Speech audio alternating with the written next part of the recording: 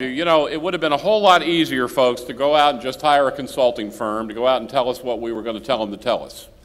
But that was not what happened here. This was a very interactive and collaborative effort that took a lot of discussion. That's why this is a good document.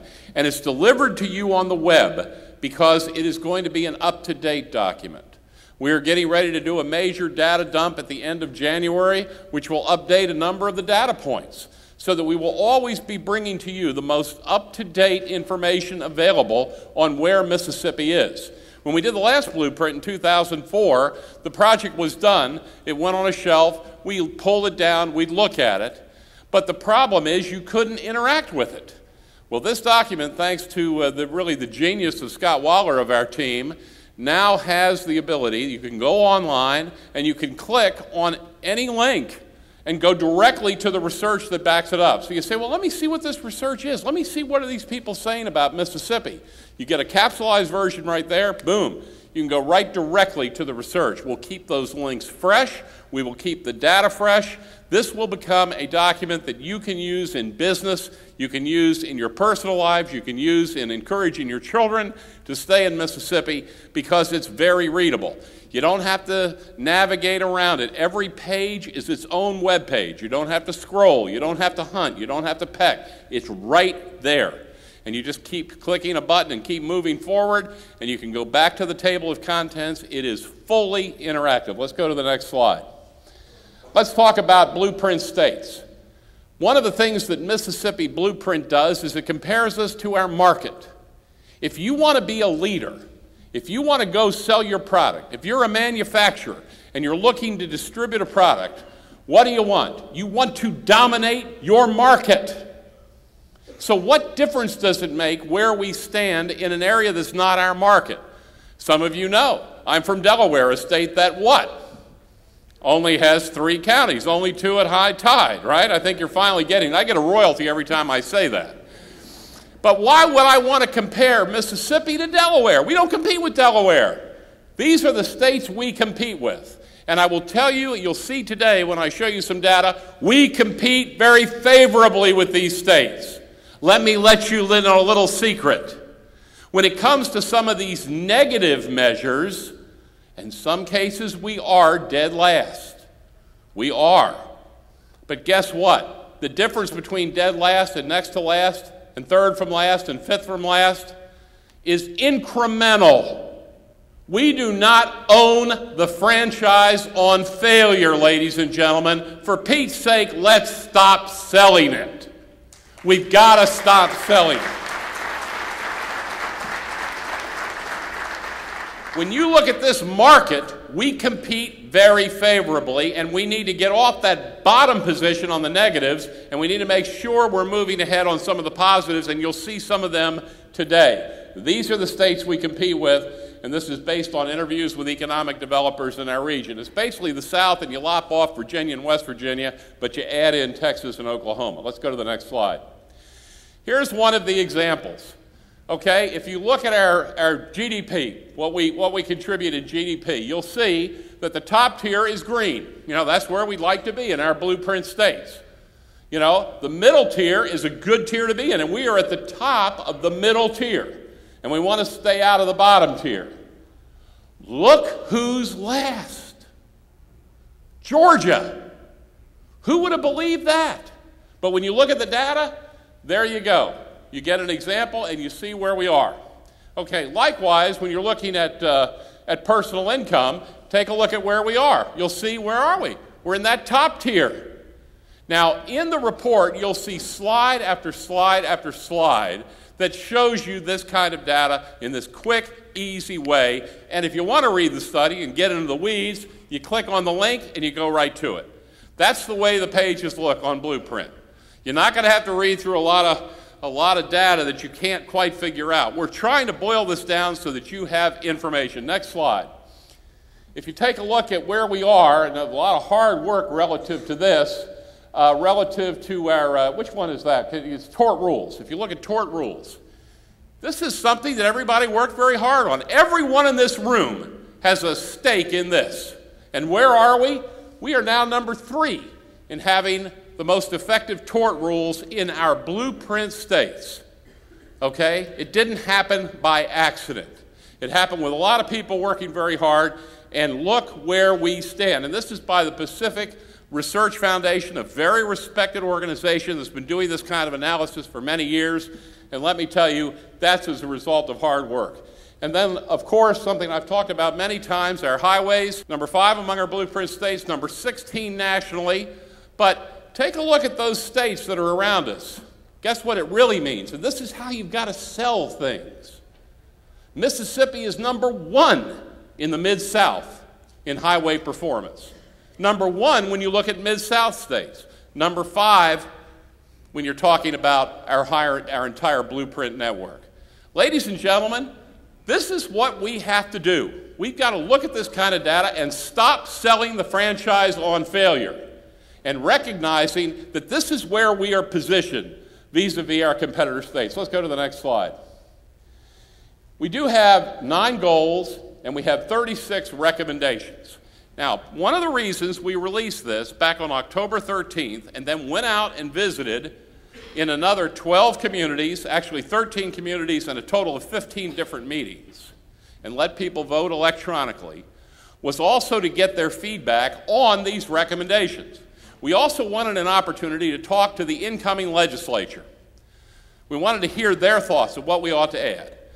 And as a result of that process, we realized we needed to moderate our first goal, and we changed it just a little bit to make it clear that Blueprint is not going to be the driver of economic development in Mississippi. Oh my Lord, not even close. We are a research tool to be used by the lead economic development arm in Mississippi, and that's the MDA. And that's this incredible network of local economic developers all over the state that are going to do the recruitment and do the business of getting people to our door. It is Blueprint's job simply to give the tool on a policy point of view to make recommendations to the legislature into how we can become more competitive. It's going to be the governor, ladies and gentlemen, who drive the agenda in Mississippi, as has always been the case. The governor is the chief economic development officer. And what this governor has done with this move yesterday is he has put a General Patton in place to lead that army. We are now well positioned to put this in place and go after the business. And you wonder why? People are looking at Mississippi. Governor Bryant was not kidding. These same studies are going on right now in Alabama, in Georgia, in Florida, and my counterpart from Arkansas came to our roadshow meeting in Oxford to see what was going on because they're embarking on this. They are looking at this data. But not one of these was the same kind that is going on right now in these other states, had the same kind of broad-based buy-in. Now we have leaders all over this state, thousands of them, who have heard this message and are buying in. If you will just click on that web and go that extra step to go to blueprintmississippi.com, you can become even more bought in. Send that link around, share it with people, and go back frequently because this is going to be an evergreen document constantly updated. And if you say, well, I'm not quite that high-tech, I don't want to have to read it online, all you do is press on one button and you can download and print it in a matter of minutes and can have the whole document or any section of it at your disposal at any time. Let me add in this one more recommendation change. Go to the next slide. You'll see that the recommendation that we changed was in the communication coordination to make it very clear that the blueprint process is a resource, not in fact the leader. We thought that was probably not clear enough, so we moderated that goal. And the next one we added, again, listening to the leadership of the legislature, that we must have an arrow in our quiver to be able to add a charter school option, but we must do it with care. And I want you to understand, this was a very, very lengthy discussed issue. We did a lot of research. We focused on it. The charter school movement got started about 22 years ago in Minnesota. We now have had 22 years of data to be able to analyze. What we've learned is that there are some very exceptional charter schools. And what are the secrets behind them? Exceptional leadership, exceptional teaching, exceptional parental involvement. Well, guess what? There are some exceptional public schools. What are the secret ingredients? Exceptional leadership, exceptional teaching, exceptional parental involvement.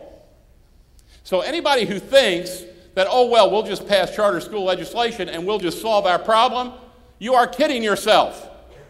That said, why wouldn't you want another competitive arrow in your quiver? So when we are recommending is that when you've got a school that is consistently unsuccessful, that school can be turned into a charter. And you can't just have Billy Bob and Mary Sue open a charter school, ladies and gentlemen. You've got to make sure that we go to somebody who knows how to do it, who's got the credentials and the expertise and the proven track record to take a failing school and turn it around. And then, in addition to that, you must tie that in with the state accountability system, the state standards that have been toughened. That's why our educational improvement is going up. Our standards are tougher. Everybody says, oh, why do we have to teach you the test? Oh, why do I have to make my numbers in my business? Because I have to. I'm going to get fired if I don't. Well, the same is true in education. We have to make our numbers. And so therefore, you can't just say, oh, well, this can operate outside the accountability system. Absolutely not. And then finally, the last element is it's got to be tied into the State Department of Education. You've got to have that control point. That's why the numbers are moving up. So this is offered as another arrow in the quiver, as a scalpel, as a tool for carving out a cancerous problem, not as something to just treat well a cold and maybe something will go away. So the charter school recommendation is very narrowly offered, and that has been added to Blueprint. You'll see that online. We couldn't get these reprinted in that time because we've really been working on developing this policy. But that's an additional add to these other 35 recommendations that were already in place here. Let's go to the next slide. Blueprint Mississippi. This is not the end. That's why we didn't have a nice little printed document to hand to you today. This is merely the beginning. The Blueprint Council will continue as a function of our MEC MB Swayze Foundation. It will continue to update this information frequently, and it will continue to help move Mississippi into the place of greatest opportunity. Because together, if we follow a plan, if we work the plan, and if we stop selling the franchise on failure that, for Pete's sake, we do not own, we can be the next jewel in the crown of the South. Let's make it happen.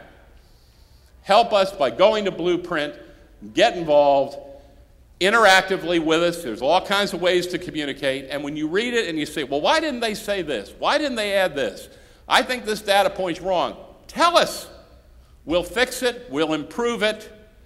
And this will be the tool, unlike in these other states, that truly is going to be looked at on a consistent basis, day after day, week after week, month after month, year after year, and that incremental progress will result in exponential progress over time.